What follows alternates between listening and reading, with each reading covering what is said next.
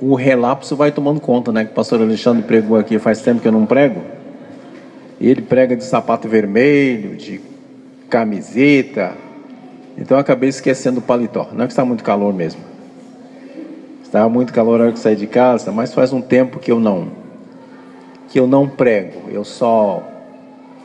Eu tenho ficado mais por conta da construção, e o pastor Alexandre, que é jovem, e ele quem está pregando, quem está tocando aqui outras coisas concernentes aos negócios da igreja.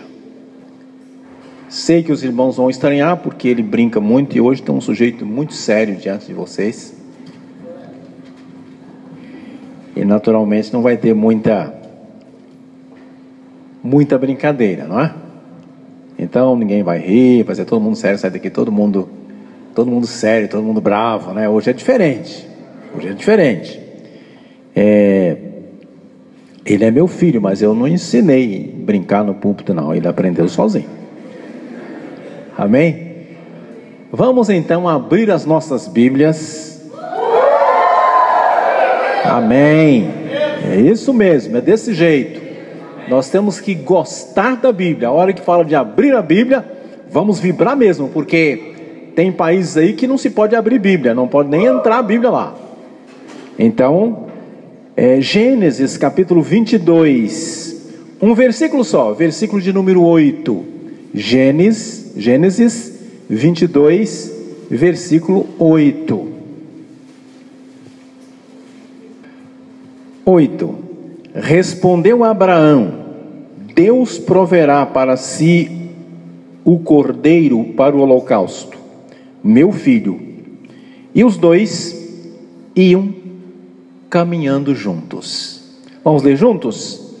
Respondeu Abraão: Deus proverá para si o cordeiro para o holocausto, meu filho. E os dois iam caminhando juntos. Senhor, louvado seja o teu nome pela tua palavra que lemos, e que ela possa falar aos nossos corações, que tu possas prover aquilo que nós precisamos ouvir por intermédio do teu Espírito Santo, em nome de Jesus Cristo de Nazaré. Amém. O texto é bastante conhecido. Ele trata daquela ocasião em que Deus disse a Abraão que Abraão deveria oferecer o seu filho Isaque em sacrifício, ou seja, matá-lo. Não matar um cordeiro, mas matar o próprio filho. E Abraão obedeceu a Deus, saiu da sua casa, chamou 2 servos e arriou o jumento, colocou sobre ele a lenha, e foram no caminho buscando o local que Deus havia indicado. E de longe ele avistou o monte, o lugar, a terra de Moriá, perto do monte Moriá, portanto. E quando ele avistou o local, ele disse aos servos: fiquem aqui vocês, e eu vou com o moço, depois que nós adorarmos, voltaremos. Eles ficaram, ele tirou a lenha que estava na carga do jumento, colocou sobre Isaque. Isaque foi levando aquela lenha, e aí ele faz a pergunta, que tinha a lenha, mas onde está o cordeiro? A resposta de Abraão foi: Deus proverá o cordeiro para o holocausto, meu filho. E chegando lá, ele colocou a lenha, pegou o filho, amarrou, deitou em cima daquela lenha e levantou o cutelo para imolar o próprio filho, ou seja, para matar Isaque. E quando ele levanta aquele cutelo, imagina um facão. Aí o anjo do Senhor bradou em alta voz: Abraão, Abraão. Ele disse: eis-me aqui. E ele disse para não fazer nada ao filho, porque ele havia provado a fé, a confiança. E quando Abraão olhou atrás dele, tinha um carneiro embaraçado pelos chifres, e ele desamarrou o seu filho, pegou aquele carneiro, ofereceu em sacrifício. Mas o que eu quero destacar do texto é só esta frase: Deus proverá. E prover, na concepção dos estudantes que estão na minha frente aqui, é um verbo transitivo direto. Eles falaram para mim que é.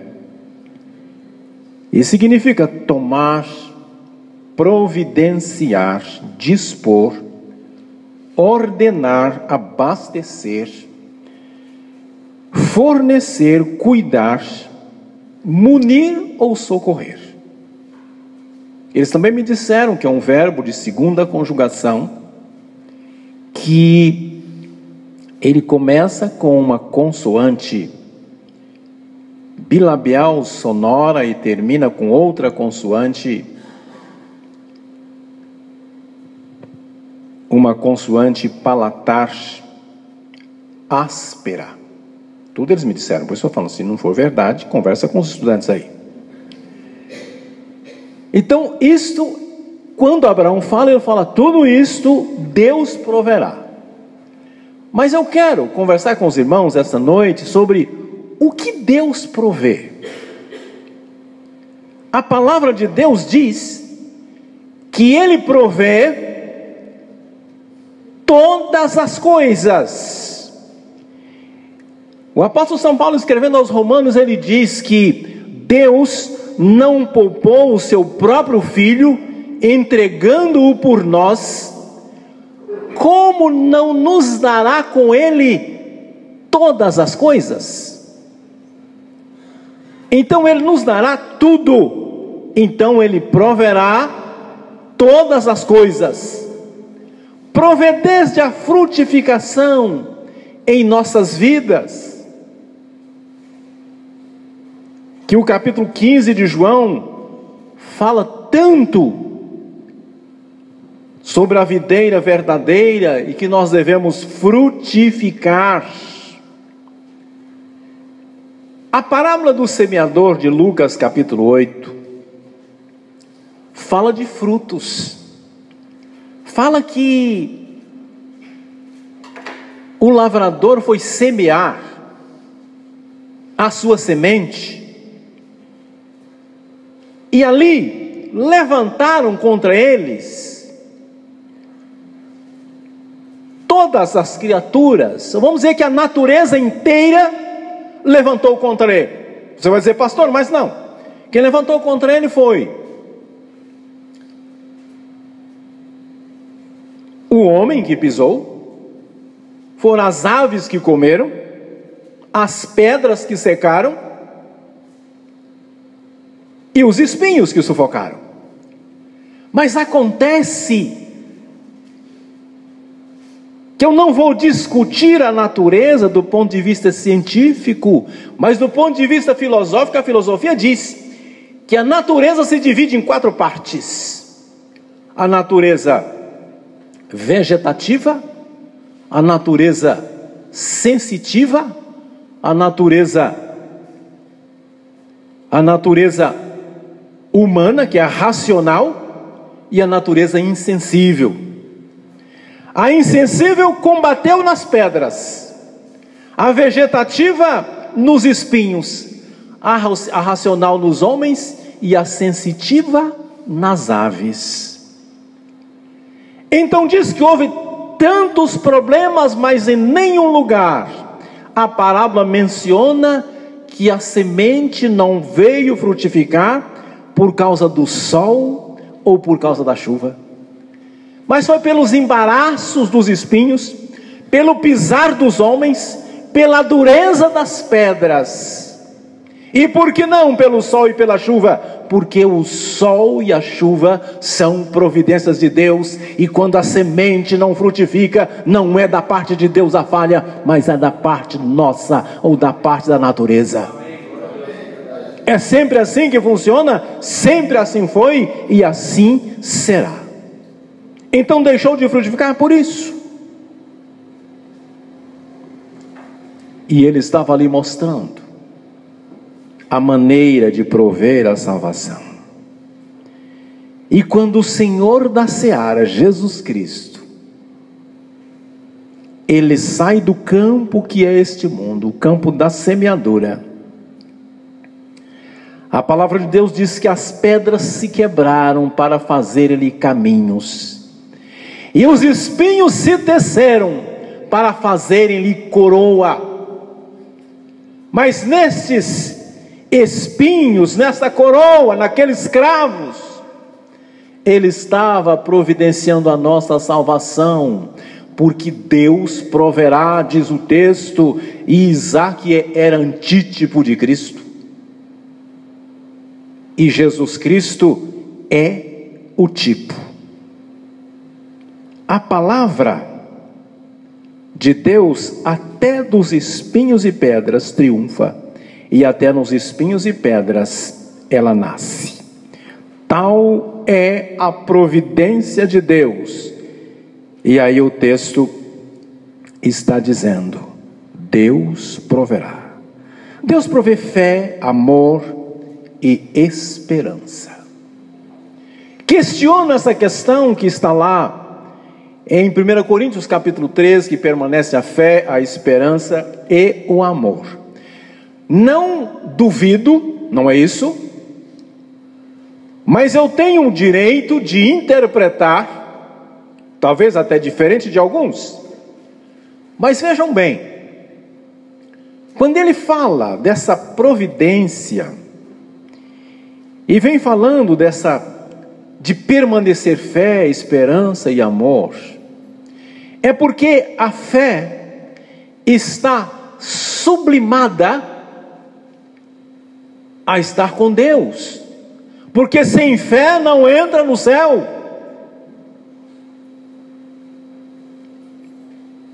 O amor está abraçado a Deus, porque Deus é amor. Quanto à esperança, eu já disse aqui uma vez que a esperança essa não entra no céu. Não entra porque a esperança pressupõe futuro. No céu tudo é presente, amém? Então, se ela pressupõe futuro, e quando chega no presente, ela acaba, então ela não entra.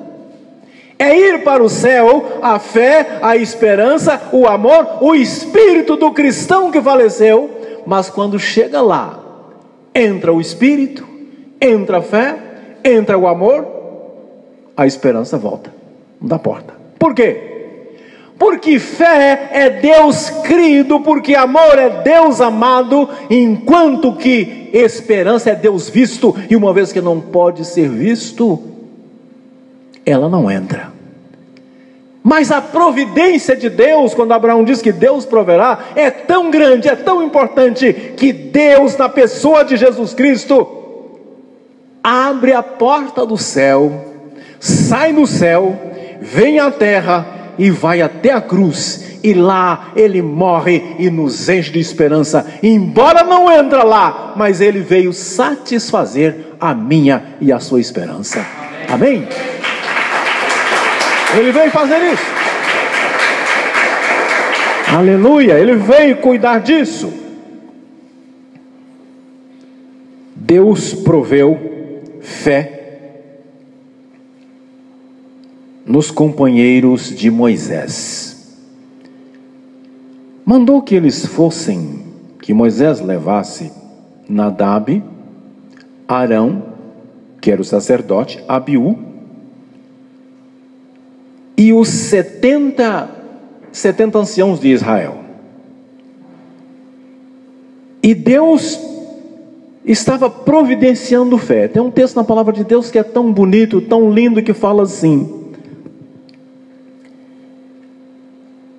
Então tomou Moisés fala do sangue aqui que ele tomou. Então subiram Moisés e Arão, Nadab e Abiú, e 70 dos anciãos de Israel, e viram o Deus de Israel, e debaixo de seus pés havia como que uma calçada de pedra de safira, que parecia com o próprio céu na sua pureza. Deus, porém, não estendeu a sua mão contra os nobres dos filhos de Israel. Eles viram a Deus e comeram e beberam. Eu li agora o texto que está em Êxodo, capítulo 24, versículos 9 a 11. O que diz? Que eles viram a Deus. Mas pode ver Deus? Pode. A Bíblia diz que eles viram. Há uma doutrina na teologia chamada de teofania. A teofania é a aparição de Jesus Cristo pré-encarnado. Então eles viram a Jesus Cristo, e a Bíblia diz que era tão interessante, que era tão maravilhoso, que era tão extraordinário, era tão estupendo, que embaixo dos seus pés tinha uma escada de pedras preciosas. Amém, meus queridos? E que parecia com a beleza do céu. Era algo extraordinário. Deus estava providenciando a fé. Quando nós oramos para que o Espírito Santo nos use, para que o Espírito Santo nos ensine, para que o doce Espírito de Deus nos transforme e nos faça fazer a vontade de Deus. Nós estamos pedindo, em outras palavras, que Ele providencie a nossa fé. Quando nós oramos para termos comunhão com o Espírito Santo de Deus, para termos, meus queridos, intimidade com Ele, andar com Ele, saber que Ele está junto,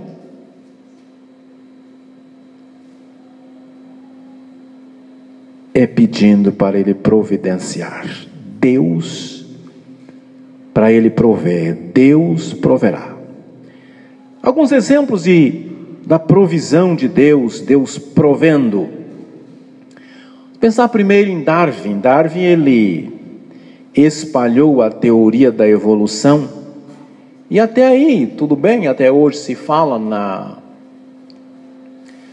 fala nas escolas que o homem veio do macaco. Acontece que o macaco, eu nunca encontrei alguém meio homem, meio macaco. E deve ser o contrário, o macaco vir do homem, não é? E quando nasce é mais bonitinho, quando envelhece vai ficando mais feio, então está virando macaco. Não seria assim? Seria a simiana macaqueação, o ato de virar macaco. Esses camaradas sofrem de simioto, que é a doença do macaco, para inventar um negócio desse. Mas Darwin espalhou essa teoria, e H. Enoch, em 1968, ele escreveu um livro, e ele diz no livro dele que antes da morte de Darwin, ele foi encontrado no quarto lendo a carta aos romanos. Aos romanos não, aos hebreus. E perguntado a ele aquilo, ele disse: olha, eu era jovem de ideias efêmeras e espalhei as minhas ideias, e os homens tomaram as minhas ideias e fizeram delas religião. E ele cedeu uma casa que tinha ao lado da casa dele, que servia de um tipo de pensão, onde pessoas moravam, uma casa que era dele, e ele cedeu para que ali fossem ensinados sobre Jesus Cristo, e fez só uma exigência: eu quero que deixem as janelas abertas, porque da minha sala eu quero ouvir os cânticos. Se ele se converteu, eu não sei, mas o certo é que Deus estava provendo a salvação dele, porque ele estava entendendo que havia feito coisa errada. Abraão não deixou barato: Deus proverá. Mas ele provê fé, não só fé, mas ele provê, eu disse que ele provê esperança. E aqui, essas provisões são provas. Nós temos uma ilustração de George Miller. O livro chama 50.000 orações respondidas. George Miller, ele orou 52 anos pela salvação de um amigo dele. 52 anos orou pela salvação do amigo. E aquele amigo dele veio a se converter. Ele não desistiu, ele continuou falando com Deus sobre a necessidade, e Deus proveu a salvação do seu amigo. Amém? Foi isso que aconteceu com as orações daquele homem. E a oração que é? Oração nada mais é que a chave nas mãos da fé para abrir os celeiros do céu. Isto é oração. Ele também resolveu, uma vez ele resolveu abrir um orfanato, e orou a Deus, disse: olha, Senhor, eu não quero pedir nada para ninguém, não tenho dinheiro, mas quero pedir para o Senhor, e o Senhor vai prover as necessidades, vai prover aquilo que eu estou precisando. E ele começou, só que Deus foi provendo, e ele foi abrindo outros orfanatos. E um dia não tinha comida para as crianças, pois ele arrumou a mesa. George Miller arrumou a mesa, sentou-se com umas crianças e orou a Deus, agradecendo pelo café da manhã, alimentação no café, mas não tinha nada na mesa. Quando ele estava terminando de orar, bateram na porta, e ele abriu, e um homem estava dizendo: olha, eu vim trazer os pães porque nós fizemos os pães na padaria, mas os pães ficaram feios e nós não queremos entregá-los, estamos fazendo outros pães e vamos deixar aqui no orfanato. Antes daquele homem sair, o outro chegou e disse: olha, a carroça quebrou aqui, eu sei entregar leite, não vai dar, então eu vou deixar o leite aqui, não tem condição de levar, porque é longe. Então, de repente, ele tinha o leite e tinha os pães. Provisão de Deus. A provisão de Deus. Ele tinha que pregar uma vez, e tinha um nevoeiro muito denso. E ele chegou no capitão do navio e disse: olha, vamos orar, porque eu preciso chegar lá, tem gente esperando, precisa ouvir a palavra de Deus. E aquele homem disse: é impossível, não vai acontecer nada. Mas ele acabou convencendo o homem que deveriam orar, e os dois ajoelharam. Ele fez uma oração de menino: Senhor, tira esse nevoeiro, em nome de Jesus, amém. Aquele homem esboçou orar, ele com os olhos fechados, segurou no ombro dele e disse: não ore. Primeiro, porque você não acredita, e segundo, porque não tem mais nevoeiro nenhum. E quando abrir os olhos, não tinha nevoeiro nenhum. E foi numa época tão difícil dos orfanatos de Miller, que eles precisavam de alimentação para os orfanatos, e um francês que morava nos Estados Unidos disse: eu fui tocado pelo Espírito Santo para mandar batatas para os orfanatos, e mandou, só que 25 toneladas. Então Deus, Ele provê todas as coisas. Então, o que Deus provê? Tudo. Exemplos de provisões de Deus, o da provisão de Deus. E para quem que Deus provê? O meu último tópico é esse. Para quem que Deus provê? Ele provê para todos nós, para os adultos, para os jovens, para os adolescentes, para as crianças. Amém? Amém. As crianças, ele disse, dos tais é o reino do céu. Provê para as crianças tudo aquilo que elas precisam,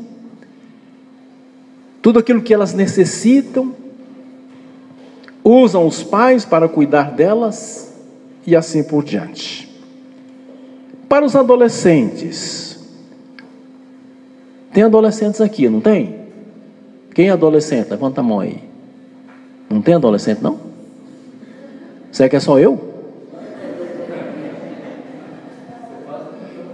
Então, o que os adolescentes precisam de provisão? Então eu vou dar uma bronca em vocês, porque eu falei que eu sou muito sério. Então é o seguinte: adolescente geralmente, mesmo não podendo e sabendo que não dá certo, namorado de adolescente ou namorado de adolescente é igual ao horóscopo. Todo mundo sabe que não dá certo, mas sempre dá uma olhadinha. É igual assim. Todo mundo sabe que aquilo não tem nada a ver, mas dá uma olhada. E sabe o que aconteceu comigo? Quando termina o culto aqui, os adolescentes ficam ali fora. Se tem uma festinha, pega os copos e vão comer ali fora. Sabe o que eu achei lá? Eu não trouxe, mas eu achei. Eu achei um bilhete.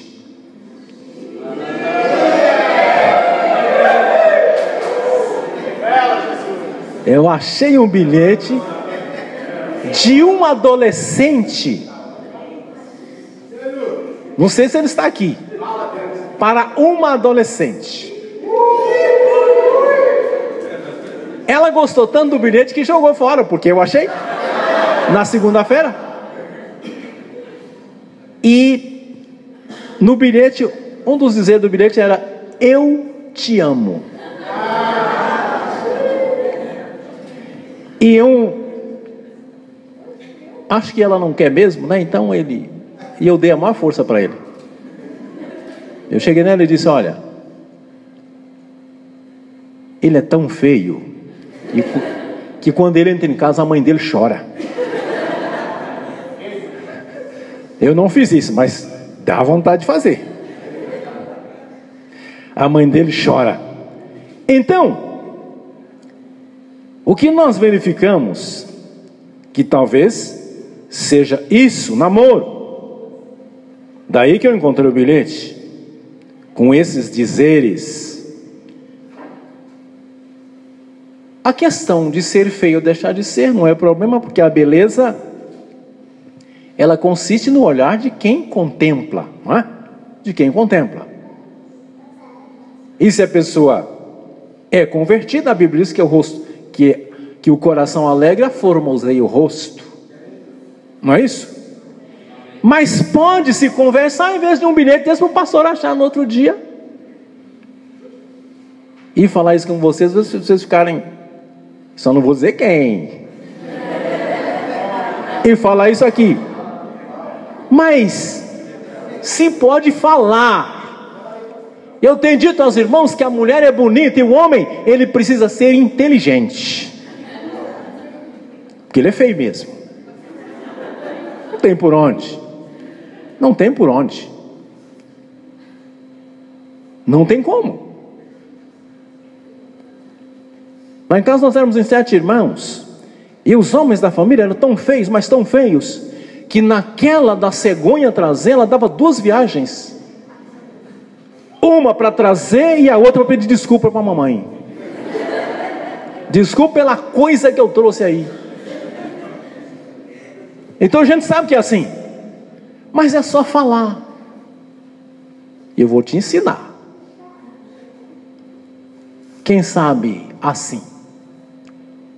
Abra teus braços agora, ó jovem dos sonhos meus, e na cruz dos braços teus, deixe que eu serei pregado, e faça dos seus cabelos minha coroa de espinhos para ganhar os seus carinhos, morrerei crucificado. Se eu fosse o presidente, baixava uma portaria e o seu nome escrevia nas cores da nossa bandeira. Onde está a ordem e progresso, escrevia radiante com letras de diamante: você é a flor brasileira.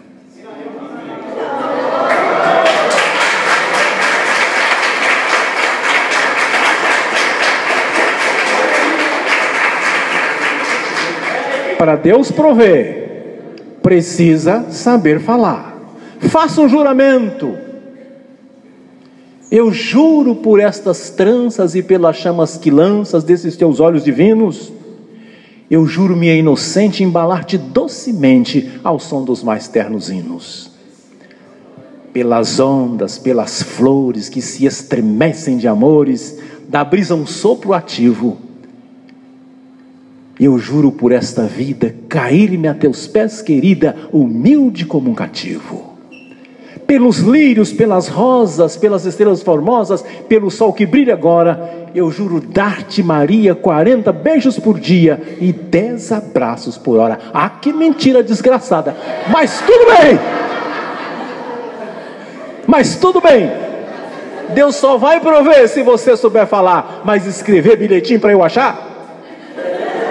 Ah! Que brincadeira de mau gosto! O outro me faz uma coisa, se deixou ali, naquela banca ali, não foi? Eu achei. Um troço escrito: não te amo mais, ou não te quero mais. Depois você lê para trás e dá uma baboseira danada. Primeiro você tem que saber quem foi que escreveu. Clarice Lispector, uma macumbeira. Não deixa essas coisas aqui dentro, porque eu descubro que a gente sabe. Aí, se ela não quer, reclama. Vai embora, reclama. E como que se reclama? Como triste marinheiro, deixa na terra a lembrança, levando na alma a esperança e uma saudade que consome, assim nas folhas de um álbum eu deixo o meu pobre nome. E se nas ondas da vida minha barca for ferida e meu corpo espedaçado, ao ler o conto sentido do triste nauta perdido, teus lábios dirão: coitado. Se ela achar que se convenceu, eu estou aconselhando adolescentes agora. Se ela achar que se convenceu, ela vai dizer: precisa falar com a minha mãe. Aí é duro, hein? Aí é triste, tem que enfrentar a mãe. E aí o que você faz? Faça amizade com a mãe dela. Estou dando toda. E um dia você vai até lá, compra 1 litro de óleo de peroba, lambuza a cara e chega lá e fala: minha querida, estou aqui, mas não para fazer visita. Peço a mão de sua filha, não só porque é bonita, mas porque o nosso amor vem de uma força infinita. Ela vai deixar. Isso funciona. Sabe por quê? Porque o Sanderson fez isso e funcionou. Aleluia!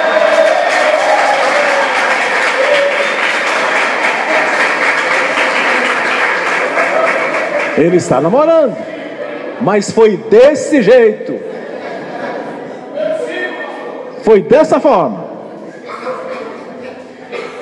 Meus jovens, Deus prevê para você. Deus provê a beleza, essa que existe no Espírito, para solteiros, casados. Vem então o casamento, mas ele provê saúde, força, vigor, robustez. A jovem casa-se. Depois do casamento, deixa a casa desarrumada. A pia cheia de louça, que faz uma montanha de louça, sem lavar 2, 3, 4 dias. Se tem criança, não cuida das crianças, não toma conhecimento, não ensina absolutamente nada. Vai pegando a roupa, lavando sem passar, vai colocando no armário, fazendo um monte de roupa, e o dia que chega e abre, cai tudo em cima da gente. Aquele monte de roupa sem passar. E não colabora em nada com o marido, faz tudo o que ele traz para casa, se joga com uma pá para dentro, ela joga para fora, não economiza, não faz absolutamente nada. Absolutamente nada. E eu quero dizer, minha irmã, que se você estiver enquadrado nesse caminho aí, Deus proverá para você também. Amém? E o marido?